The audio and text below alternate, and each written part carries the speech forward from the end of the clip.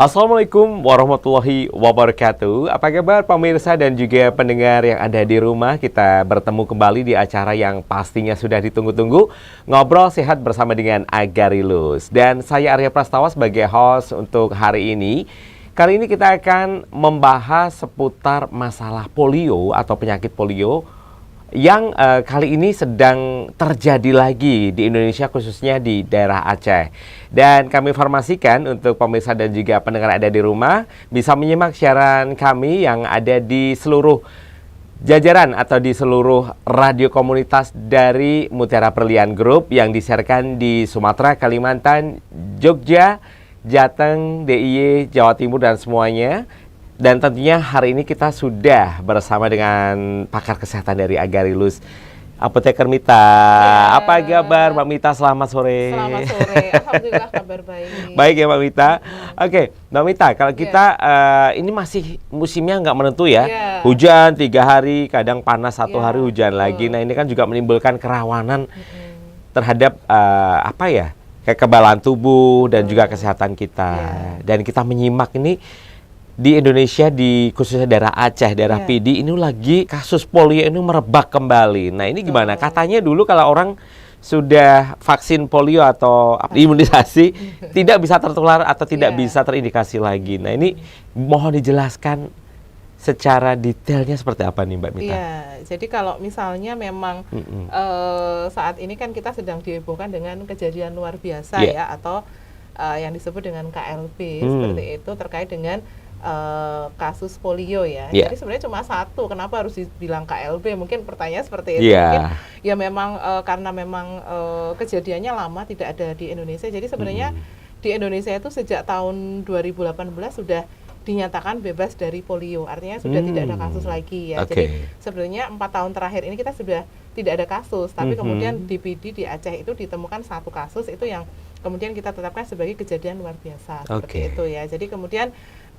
apakah memang tidak divaksin atau seperti apa? Nah itu memang kita harus melihat lagi. Tadi sebenarnya kalau misalnya bayi ya dikasih imunisasi lengkap itu sebenarnya punya kekebalan tubuh yang kemudian nanti kalau misalnya terpapar virus polio seperti itu tidak bisa terinfeksi, harusnya seperti itu. Nah jadi memang kalau kasus di PD kan memang ada kabar memang anak tersebut tidak divaksinasi sama sekali. Nah ini yang kemudian memang menjadi faktor resiko ya kemudian terjadinya kasus polio di Aceh.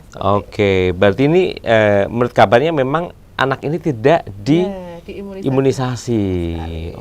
Berarti kalau lazimnya dulu kita waktu kecil 3-4 kali dosis ya. Jadi kalau imunisasi polio itu sebenarnya kan masuk di imunisasi dasar yang 9 bulan tuh Mas Arya. Jadi pada saat bayi 0 bulan ya, begitu lahir itu dikasih polio tetes ya, oral polio vaksin seperti itu atau OPV. Kemudian nanti umur 2 bulan juga seperti itu, 3 bulan, bahkan sampai umur 4 bulan. Bahkan yang 4 bulan ini selain dia oral polio vaksin, dia juga dikasih injeksi, jadi IPV gitu ya, untuk kemudian kayak penguatan seperti itu. Betul. Jadi kalau misalnya vaksinnya itu sudah komplit, harusnya dia sudah punya kekebalan tubuh, harusnya seperti itu. Nah itu itu. Baik, tapi kalau sekarang tuh khususnya di Indonesia harusnya masih berlaku ya untuk imunisasi polio ini. Iya, kalau misalnya di fasilitas kesehatan baik di puskesmas, rumah sakit selalu tersedia. Jadi kalau misalnya 2 tahun ini kan kita kayak pandemi ya. Orang mungkin mau ke rumah sakit atau ke puskesmas takut. Nah, itu mungkin agak kemudian ada beberapa kemudian yang membuat orang tua aku nggak mau ke puskesmas lah, ini lagi pandemi. Padahal jadwalnya imunisasi misalnya. Harusnya ya. Terus kemudian ke rumah sakit nggak mau padahal jadwal imunisasi. Nah ini yang mungkin jadi kendala ya selama 2 tahun ini kita pandemi, mungkin di situ kendalanya. Tapi sebenarnya pemerintah juga sudah memfasilitasi dengan imunisasi kejar ya. Artinya imunisasi kejar itu kalau yang dulu belum, ya silahkan kemudian diimunisasi saat ini seperti itu. Jadi kayak imunisasi kejar itu kayak imunisasi yang harusnya pas jadwalnya dulu harusnya dapat tapi belum dapat, kemudian baru keinget oh iya anakku belum diimunisasi. Nah silahkan datang ke fasilitas kesehatan dan itu selalu ready ya seperti gratis itu. ya? Gratis sebenarnya gratis itu. Loh. Ya pemerintah sudah nggak kurang-kurang sebenarnya. Cuma kadang ada yang kemudian anggapan gini ya, toh nanti anakku juga nggak diimunisasi sehat-sehat aja gitu ya, sakit juga takdir. Kadang kan ada orang yang beranggapan seperti itu. Nah ini yang kemudian perlu diedukasi.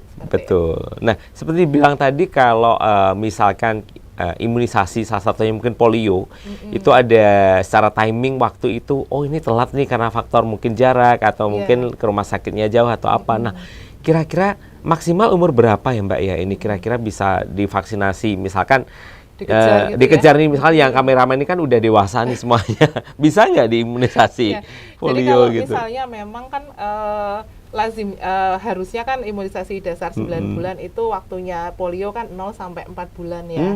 Nah kemudian ada program juga kejar untuk vaksin polio itu sampai umur 5 tahun sebenarnya.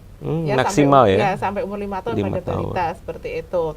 Nah kenapa disarankan memang balita ya mempunyai apa namanya vaksin polio yang lengkap, karena memang kasusnya terjadi kemungkinannya banyak di anak di bawah 4 tahun. Di bawah 4 tahun. Balita gitu ya. Jadi seperti itu karena memang daya tahan tubuhnya kan dia masih belum bagus seperti itu.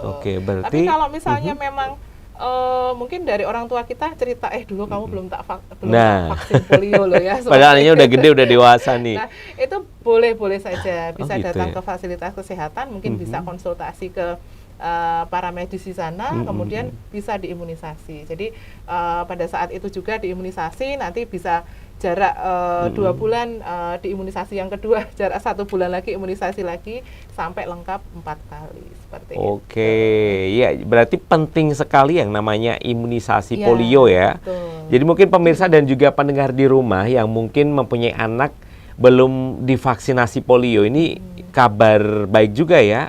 Mungkin yang belum paham, belum tahu, bisa konsultasi dulu ke puskesmas terdekat atau rumah sakit terdekat untuk melakukan vaksinasi polio. Baik, dan yang baru bergabung dan juga ingin menyaksikan tayangan kita kembali untuk bisa menyimak di YouTube kita di Agarilus Series ataupun juga di Facebook Agarilus Series dan juga di Instagram Agarilus Official, serta yang suka TikTok nih ada di Agarilus Herbal. Baik, Mbak, ini kita kembali ke kasus ini lagi ya, polio. Nah, sebenarnya faktor apa ya selain mungkin makanan atau faktor lingkungan yang mempengaruhi seseorang terkena polio ini apa nih ya? Jadi polio ini melalui saluran pencernaan ya. Jadi dia masuk melalui makanan dan minuman yang kita makan. Atau mungkin perantaranya adalah tangan kita yang kurang bersih pada saat makan seperti itu. Kemudian bisa juga makanan dan minuman yang sudah terkontaminasi virus polio ini ya masuk ke dalam saluran pencernaan.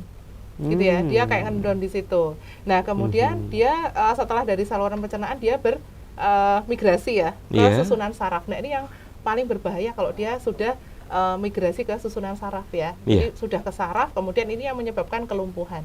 Jadi, sampai bisa kelumpuhan ya? Kelumpuhan ya, jadi kelumpuhannya bisa permanen seperti itu. Ini yang kemudian sangat ditakutkan, makanya kejadian 1 aja di PD itu sudah dinyatakan kejadian kasus luar biasa ya. Karena memang akhirnya kalau sudah terkena itu, kalau lumpuhnya sudah permanen kan berarti mempengaruhi kualitas hidup ya, apalagi masih anak-anak ya kan. Bayangkan kalau misalnya generasi penerus banyak yang terserang polio, berarti bagaimana kemudian nantinya Indonesia bisa meneruskan ini ya apa namanya kedepannya seperti itu.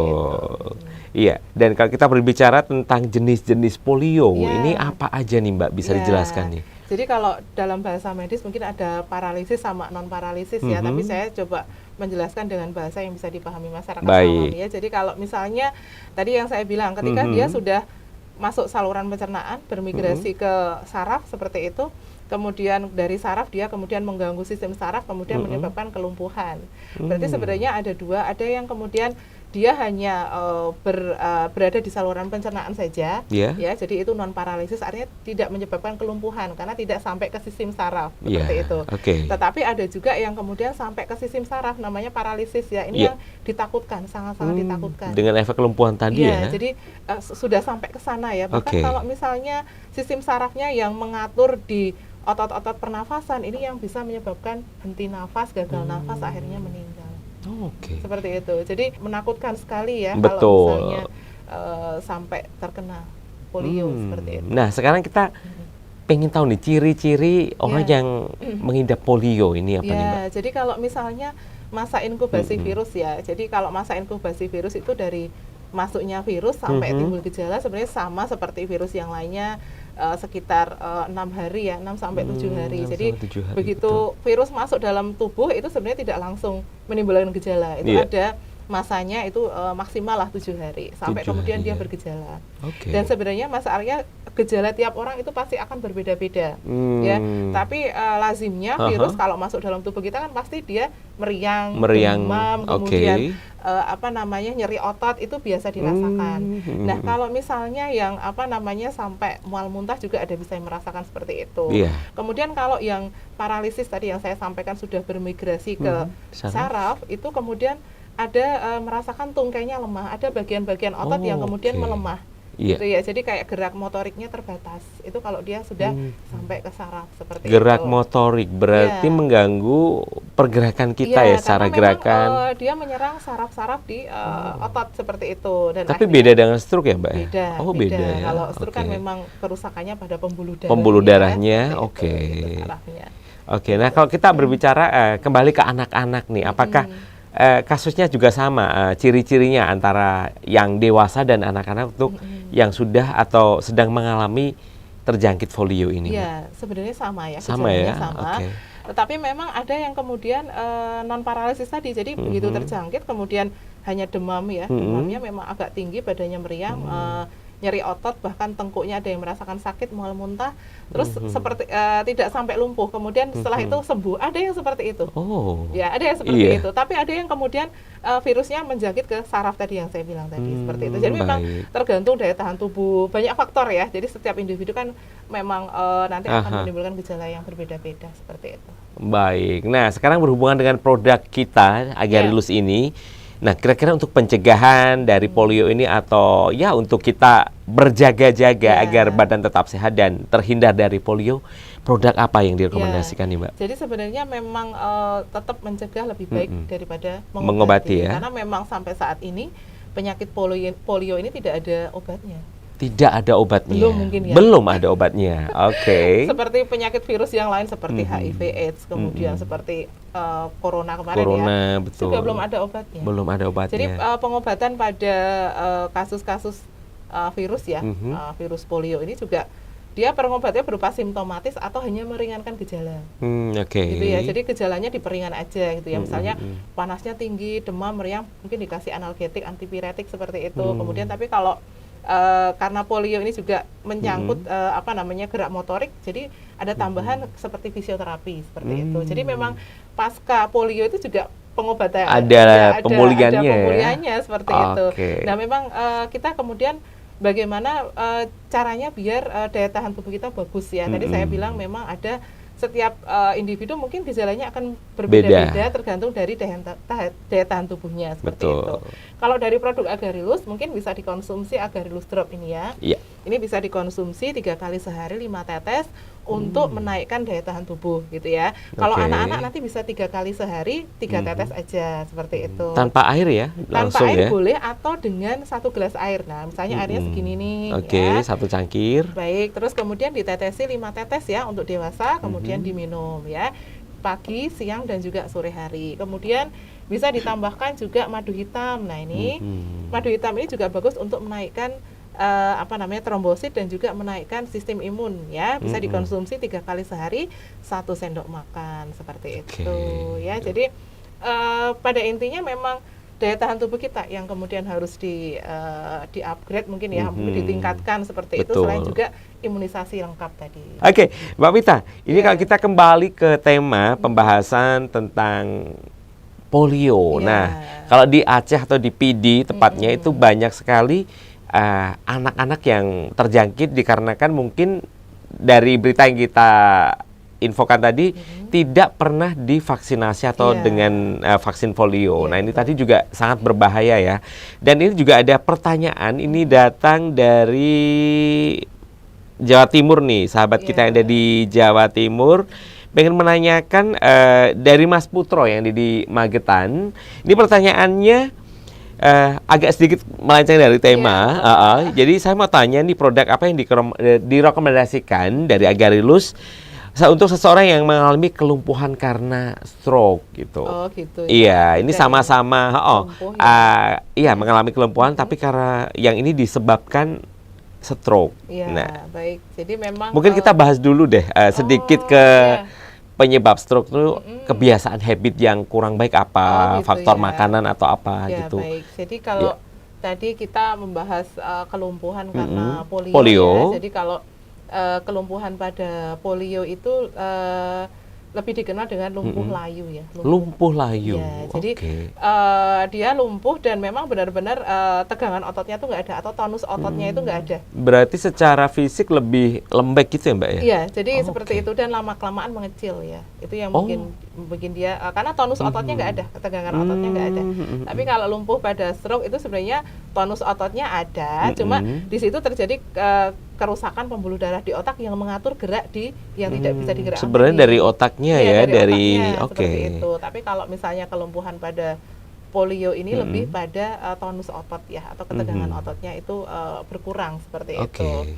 Nah, kalau misalnya stroke ya, pertanyaannya ini mungkin ya disebut lumpuh karena memang keterbatasan gerak tadi ya. Jadi awalnya kalau stroke itu ada kerusakan pembuluh darah di otak yang mengatur gerak dari misalnya yang tadi yang tidak bisa digerakkan tangannya gitu ya. Nah, itu mungkin tangan kanan. Berarti tangan kanan mungkin ya mengatur gerak adalah bagian otak sebelah kiri. Mungkin di situ adalah kerusakan sel-sel, maksudnya pembuluh darahnya di situ. Nah, seperti itu. Jadi awalnya adalah pembuluh darah yang di otak itu rusak. Rusaknya bisa dua, bisa tersumbat, bisa pecah, Mas Ari. Gitu ya. Ya, kalau tersumbat berarti dia hanya ada sumbatan dari plak lemak aja. Mungkin awalnya adalah hiperkolesterolemia seperti itu. Jadi memang kolesterolnya tinggi, kemudian si kolesterolnya itu tidak hanya menyumbat di bagian perifer, tapi sampai ke pembuluh darah yang ke otak seperti itu. Berarti dari kolesterol pun bisa menyebabkan itu ya. Itu resikonya. Waduh. Faktor resiko ya, faktor resiko hiperkolesterolemia dan juga darah tinggi. Dua itu ini kalau nggak di-manage dengan baik akhirnya jadi stroke. Seperti itu. Nah, ada yang tadi sumbatan, ada yang pecah. Kalau pecah berarti mungkin dia memang tegangannya sudah tinggi ya. Jadi memang pembuluh darah kita kan punya turgor atau tegangan. Nah, pembuluh darah itu juga kalau misalnya hipertensi yang tidak tertangani dengan baik, akhirnya itu tadi ngaruhnya ke pembuluh darah juga ke otak. Bisa akhirnya ya. Seperti itu. Nah, kalau dari produk Agarilus ya mungkin beberapa waktu yang lalu dari Agarilus juga sudah kedatangan tamu ya, Pak Doyok gitu ya. Iya, waktu itu pelawak Doyok ya. Pernah bergabung juga di Agarilus ya. Dia testimoni real ya, dia pernah stroke seperti itu, kemudian kita kasih produk Agarilus, yaitu Agarilus Drop ini. Agarilus Drop ini ya. Kemudian ditambah dengan madu hitam pahit dan juga Agarilus Herbal Drink. Jadi kalau stroke itu biasanya memang kita merekomendasikannya produknya agak banyak ya, karena memang ada pasca pemulihan stroke yang kemudian membutuhkan beberapa produk dari Agarilus ya, biar efektif seperti itu. Nah, kemarin itu Pak Doyok menggunakan Agarilus Drop dan juga Squalene. Ya, kemudian kita tambahkan Agarilus Herbal Drink dan juga madu hitam seperti itu. Alhamdulillah bisa ke Solo, bisa ke Solo ya, bisa pulih kembali. Bisa ke Agarilus untuk kemudian memberikan kesaksian seperti itu. Jadi itu saksi nyata seperti itu ya. Betul. Jadi yang bertanya tadi siapa bisa bisa saya rekomendasikan ada 4 produk ya untuk stroke. Jadi ada Agarilus Herbal Drink bisa dikonsumsi 3 kali sehari 1 seloki, kemudian Agarilus Drop 3 kali sehari 10 tetes, kemudian ada madu hitam pahit 3 kali sehari 1 sendok tambah Squalene. 3 kali sehari 1 kapsul. Kadang itu bertanya, Bu kok banyak banget? Makanya biasanya kalau konsultasi saya kasih manfaatnya satu-satu gitu ya. Jadi minimal pasien tahu, oh ya saya direkomendasikan banyak produk ini, memang ternyata setiap produk itu punya manfaat untuk kesehatan seperti itu ya. Salah satunya misalnya kayak Agarilus Drop ini ya, manfaatnya untuk pasien stroke biasanya untuk meregenerasi lagi sel-sel pembuluh darah yang rusak gitu ya. Tadi saya sampaikan kalau stroke adalah pembuluh darahnya rusak. Nah, ini regenerasi oleh Agarylus drop, dibantu regenerasinya oleh Agarylus drop. Kemudian kenapa Bu dikasih squalene gitu ya? Biasanya kalau squalene ini lebih pada kalau faktor pencetusnya atau faktor resikonya adalah hiperkolesterolemia atau kolesterol tinggi, nah ini yang bisa kita bantu dengan squalene. Dia lemak baik ya, jadi kayak kita mengasup lemak baik seperti itu. Nah kemudian ketika memang di situ ada sumbatan di pembuluh darah otak, ada sumbatan lemaknya, dengan mengkonsumsi squalene, nah produknya ini ya squalene. Nah ini seperti kemudian dia kayak membantu sumbatan-sumbatan itu kemudian larut kemudian tidak menyumbat lagi ya. Jadi kalau sumbatan itu sebenarnya kan sumbatannya oleh lemak jahat gitu ya. Kemudian kita mengasup lemak baik. Nah ini fungsinya untuk kemudian melarutkan lemak-lemak jahat yang ada dalam tubuh kita seperti itu. Termasuk juga di pembuluh darah otak seperti itu ya. Gitu. Ya ini dari Mas Putro yang ada di Magetan. Mudah-mudahan jawabannya memberikan solusi kesehatan ya. Jadi stroke dan polio ini lumpuhnya beda ya, beda kasus. Nah sekarang kita agak sedikit juga ya keluar dari tema, tapi pengen saya tanyakan juga nih. Jadi sebentar lagi kan kita menyambut datangnya tahun baru nih. Nah biasanya kan kita juga mengantisipasi, ini kan banyak hilir mudik yang dari kota ke desa atau apalah untuk merayakan tahun baru atau bahkan tempat-tempat perbelanjaan, tempat hiburan juga pastinya akan banyak di full diskon juga banyak dikunjungi makanya nih. Nah itu antisipasi kita nih ya buat jaga-jaga aja sih sedia payung sebelum hujan. Kira-kira mengkonsumsi produk Agarylus yang apa nih, Mbak Nimbita nih? Jadi memang untuk daya tahan tubuh kita yang mungkin apa ya lagi down atau lagi banyak kerjaan dan kita pengen ketemu banyak orang, kita pengen protect juga nih. Jadi memang salah satu kenapa kemudian virus itu begitu cepat merebak ya. Mungkin sekarang masih di Aceh. Mungkin siapa tahu nanti kemudian pindah kemana gitu ya. Karena memang mengikuti pergerakan orang ya. Betul kata Mas Arya ya. Jadi sebentar lagi akan ada pergerakan ya. Jadi tahun baru, mungkin juga cuti tahun baru ya. Cuti liburan mungkin Natal seperti itu. Nah ini yang mungkin akan banyak sekali pergerakan orang ya. Mungkin juga fasilitas publik juga akan tumpah ruah orangnya, seperti itu. Kemudian ini yang menimbulkan mungkin nantinya akan banyak sekali penyakit-penyakit yang timbul ya. Bisa jadi juga COVID mungkin nanti juga masih mengintai seperti itu. Jadi jangan meninggalkan produk Agarylus. Kalau saya merekomendasikan tetap pakai Agarylus drop ya, 3 kali sehari 5 tetes sebagai kebiasaan kita. Pagi 5 tetes, siang 5 tetes, mau tidur 5 tetes. Nah itu nanti badannya biasanya enak gitu ya. Kemudian kalau misalnya mau mencoba produk fermentasi kita, itu ada produk Agarylus Herbal Drink ya.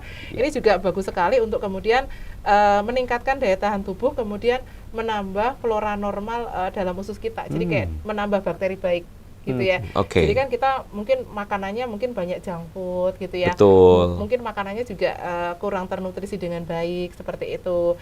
Nah, biasanya kita tidak menyangka ya bahwa 90% penyakit itu berasal dari makanan, dari perut. Dari makanan. Jadi kalau misalnya perut kita nggak sehat, itu sebenarnya gerbang kita terserang penyakit seperti itu. Nah, dengan mengkonsumsi produk-produk fermentasi dari Agarylus, ada Agarylus Herbal Drink dan juga Selte, ini bisa meningkatkan lagi bakteri non patogen atau bakteri baik di dalam tubuh kita ya. Bisa dikonsumsi 3 kali sehari 1 sloki untuk menambah kesehatan pencernaan. Nah, biasanya kalau pencernaannya sehat, biasanya antibodinya juga naik, Mas Arya. Betul. Dan saya sendiri juga udah pernah yang mencoba namanya Agarylus Herbal Drink ini.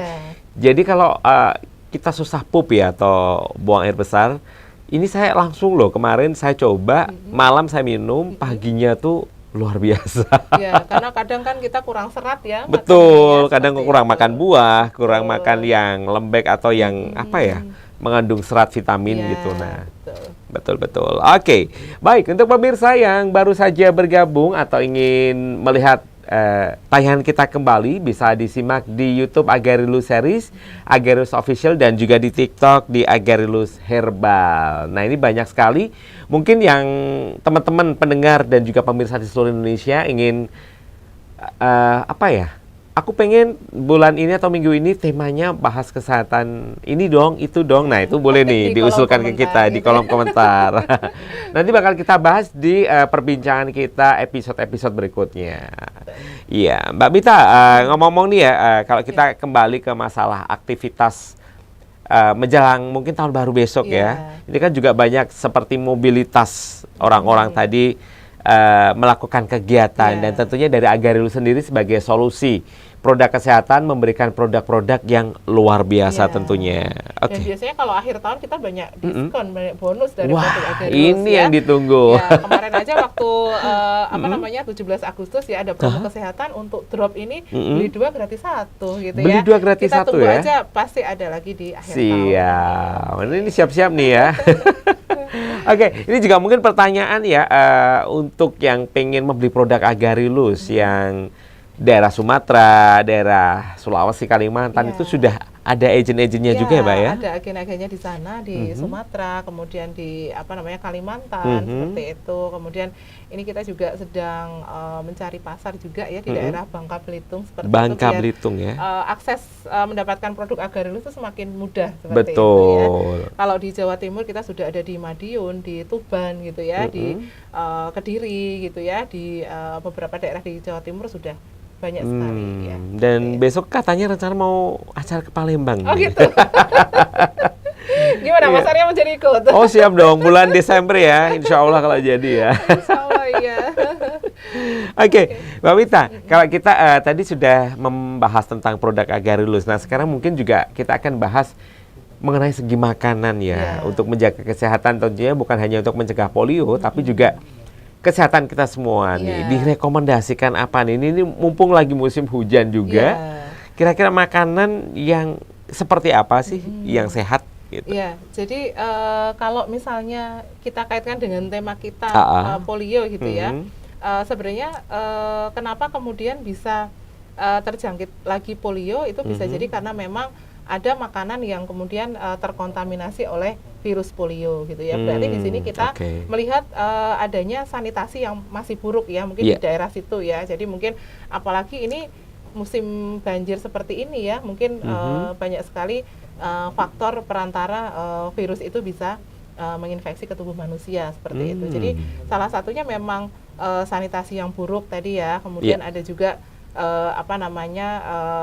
perilaku hidup sehat yang kurang diperhatikan seperti itu, atau mungkin kita memilih makanan tadi yang karena mungkin makanan yang mungkin tidak higienis ya. Jadi pertama itu harus higienis, seenak apapun makanan itu kalau nggak higienis kan malah jadi penyakit ya. Jadi faktor yang kita lihat pertama adalah makanannya higienis gitu ya, mungkin cara masaknya gitu ya, cara penyajiannya. Mungkin kalau kita beli di suatu resto, mungkin restonya juga makanannya tertutup gitu ya, seperti itu. Jadi pertama itu harus higienis. Jadi gimana caranya kemudian kita memilih makanan higienis itu tentunya tadi yang saya sampaikan. Kemudian selain higienis itu juga bergizi gitu ya. Pastinya ya. Jadi kadang kita cuma ngejar rasa tapi nggak ngejar manfaat gitu ya. Rasanya enak gitu, cuma nggak tahu nih manfaatnya untuk tubuh ini manfaat atau enggak gitu ya. Jadi yang pertama adalah higienis, yang kedua punya manfaat untuk kesehatan. Tentu saja juga ditunjang dengan nutrisi-nutrisi yang terkandung di dalamnya gitu ya. Jadi kalau kita makan memang selain higienis juga punya nutrisi ya di dalam tubuh kita. Jadi seperti itu. Jangan kemudian kita makan hanya ngejar ini enak ya, kayaknya itu bagus ya. Dari rasanya kok ini banget ya. Dari tampilannya kayaknya bagus nih gitu ya. Cuma nggak tahu itu sebenarnya berfungsi untuk kesehatan tubuh kita atau tidak, seperti itu. Baik. Oke, kalau makanan kita sudah bahas semuanya ya, yang mengandung vitamin, protein dan sebagainya. Cuman kembali lagi ke produk kita Agarilus yang luar biasa ini. Semua ternyata terkandung di produk-produk ini ya Mbak ya. Betul. Jadi kalau misalnya kita merasa makanan kita kurang bernutrisi gitu ya, sahabat Agarilus bisa mengkonsumsi madu dari Agarilus gitu ya. Jadi produk madu banyak sekali dari Agarilus. Kalau misalnya madu sendiri sudah punya manfaat kesehatan, kita combine dengan herbal, tentunya manfaatnya akan lebih bagus gitu ya. Kemudian kita juga punya produk sekualen yang kemudian memberikan manfaat vitamin, makro, dan mikronutrien gitu ya. Kadang kita nggak kepikiran ya, apa sih makronutrien, mikronutrien itu sebenarnya kandungan zat yang ada di dalam makanan yang sebenarnya dibutuhkan oleh tubuh kita. Ya, seperti misalnya kayak asam folat, zat besi gitu ya. Kemudian ada beberapa vitamin dan juga mineral yang kadang kita nggak sadar kalau itu sebenarnya kita kurang dari makanan gitu ya.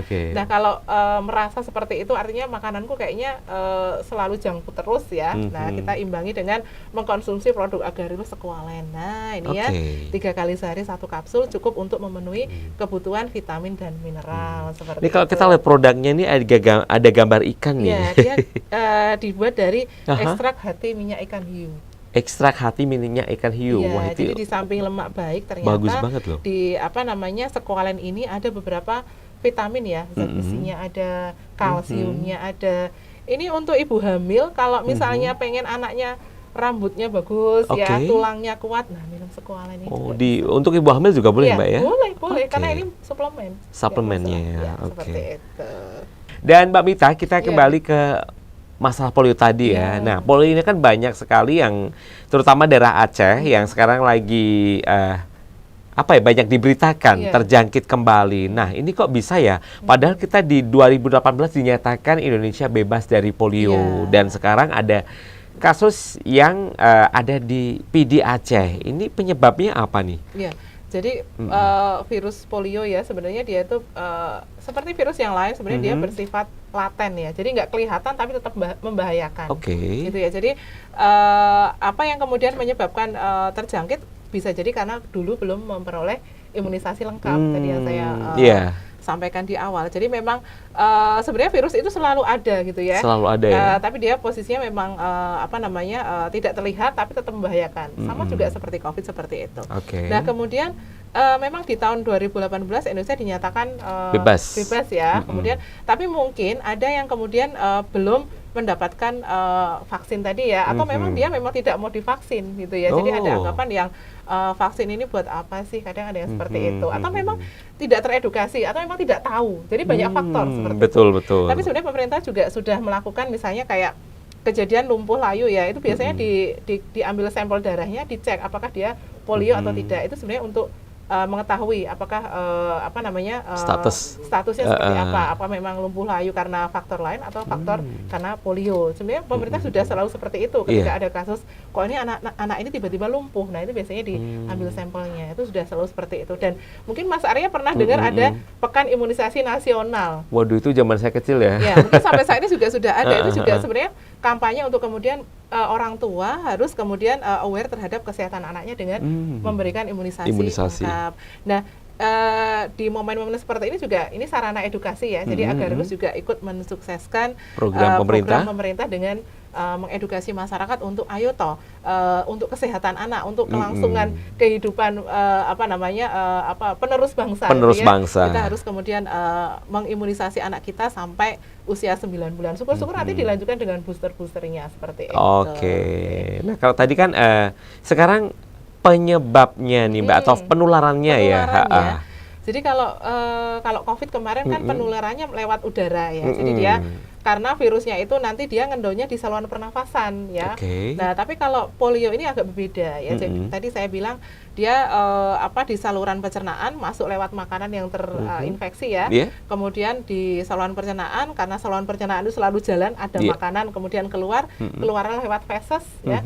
Kemudian kalau memang sanitasinya di daerah situ kurang baik, nggak ada jamban, kemudian orang tersebut mohon maaf mungkin buang air besar di tempat yang sembarangan. Kemudian ada itu juga bisa menularkan ya. Ada lalat mencelok di situ, lalatnya ke makanan lagi. Bakwanya dimakan. Nah, ini yang kemudian menjadi sarana penularan. Apalagi sekarang musim banjir. Nah, gitu ya. Tadi mungkin dia nggak ada jambannya, kemudian dia kemana-mana ya. Kemana-mana, apalagi dengan kondisi banjir. Seperti itu cara penularannya. Jadi penularannya juga memang medianya seperti tadi diuraikan ya Mbak ya. Dan kembali lagi ke masalah higienitas dari makanan. Mungkin kita kalau kita nih mungkin ibu-ibu ya yang ada di rumah juga pengen biasa masak tiap hari ya. Nah, itu mungkin selesai masak juga makanan yang udah mateng ditaruh di tempat yang aman dengan tutup atau kalau di wrap nggak mungkin ya boros nanti. Ditutup aja sebenarnya cukup ya. Atau mungkin kayak tudung saji mungkin ya itu juga sudah bagus. Intinya nggak dihinggapi lalat seperti itu, dan juga diusahakan memang tangan itu selalu bersih. Jadi sebenarnya cuci tangan pakai sabun itu nggak pas zaman COVID aja, harusnya ternyata zaman dulu loh. Iya. sampai sekarang harusnya tetap diterapkan walaupun sudah tidak pandemi gitu ya. Betul. Jadi kadang kan kita kan sekarang cuci tangan, alah udah nggak COVID ini gitu kan, seperti itu ya. Tapi sebenarnya cuci tangan pakai sabun, kemudian kita pola hidup sehat itu selalu diterapkan untuk menghindari semua penyakit, termasuk penyakit polio. Polio tadi ya, baik. Dan intinya memang kalau kita pergi ke pusat perbelanjaan atau ke tempat publik, sekarang banyak sekali sebelum kita masuk tuh ada wastafel atau tempat air dan sebagainya. Betul. Tapi kalau saya lihat kesadaran masyarakat masih kurang ya. Masih kurang karena memang dipikirnya ini kan sudah nggak udah nggak pandemi gitu ya. gitu. Jadi sebenarnya semua penyakit kadang bersumber dari tangan kita yang kurang bersih seperti itu. Oke, waduh ini luar biasa sekali ya Mbak, kita bahas kesehatan seputar tema kita hari ini polio, dan kita berharap Indonesia bebas dari polio kembali dengan penanganan mungkin dari pihak-pihak terkait dan juga tentunya dari diri kita sendiri menjaga kesehatan, salah satunya dengan mengkonsumsi produk luar biasa dari Agarilus ini. Dan ini ini ada Agarilus Drop nih Mbak. Si kecil mungil. Si kecil mungil tapi manfaatnya berjuta manfaat. Ini boleh kita coba ya? Boleh. Ini pemirsa juga coba ya. Saya coba ya. Oke. Berapa tetes nih Mbak biasanya? Kalau misalnya kita hanya ingin meningkatkan daya tahan tubuh ya, artinya kita sehat-sehat aja tapi pengen punya kebiasaan baik untuk mengkonsumsi Agarilus, jadi 3 tetes. 1, 2, 3. Nah, pagi hari 3 tetes. Nah, silakan diminum. Dan kalau bisa jangan diaduk pakai sendok dari besi ya. Itu aja didiamkan sekitar 2-3 menit, dia udah larut kok. Larut sendiri ya. Oke, kita akan coba ya. Iya.